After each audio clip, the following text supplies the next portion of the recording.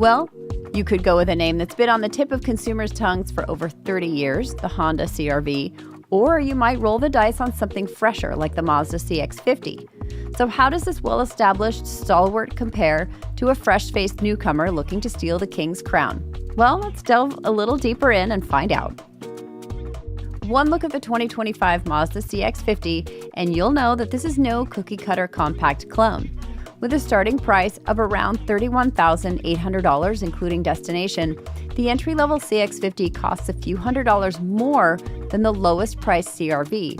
However, that price discrepancy flips when looking at a CR-V with all-wheel drive, a feature already baked into Mazda's base price. The CX-50 touts 3 powertrain options. The standard engine delivers a nice balance of responsiveness and fuel economy, while the turbocharged option brings a zoom-zoom formula heavy on torque and horsepower. Both engines are paired with a smooth shifting 6-speed automatic transmission.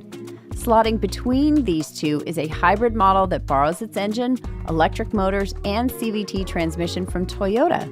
It's a nice go-between for buyers seeking a modest performance bump and exceptional fuel economy. Slip into the CX-50's elegant cabin and you'll find a level of refinement uncommon at this price point. It's hard to find fault with the design, although some may not warm to the infotainment setup, as Mazda favors a BMW-like rotary controller over a touchscreen. The system does have some touch functionality, but only when using Apple CarPlay or Android Auto. Even the least expensive model includes rain-sensing wipers, dual-zone automatic climate control, auto high-beam headlights, adaptive cruise control, and a digital speedometer. Depending on the trim, buyers can opt for ventilated front seats, a panoramic moonroof, folding power side mirrors, and a head-up display, none of which are found on the CR-V's checklist. On the safety front, the CX-50 parallels the CR-V with forward collision alert, automatic emergency braking, and lane keeping assist, but it does go a step further by adding a blind spot monitor and rear cross traffic alert, 2 features that are optional on the CR-V. More expensive trims include front cross traffic detection, a 360-degree monitor, rear emergency braking, and traffic jam assist. As one of the most popular small SUVs in the market, the Honda CR-V's name alone makes a compelling argument that no one should look further. If the CX-50 impresses with its bold styling, the CR-V takes a more reserved approach. The styling is subtle yet elegant both inside and out.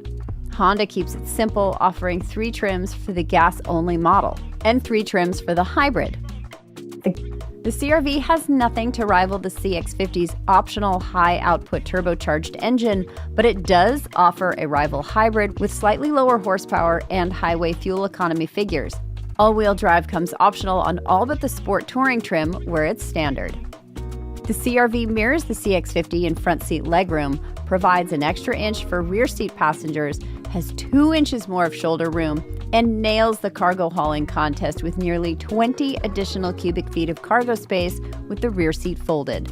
The CR-V's clean dash design includes a sizable center-mounted infotainment touchscreen and physical knobs and buttons for the climate controls. The CR-V's standard equipment for the base trim isn't as generous as the CX-50, but it does include wired Apple CarPlay and Android Auto, automatic climate control, a tilting and telescoping steering wheel, and push-button start. Higher trims add heated front seats, leather upholstery, a Bose audio system, a heated steering wheel, and hands-free power liftgate. So, which is the better ride? Well, the answer depends on which attributes you value the most.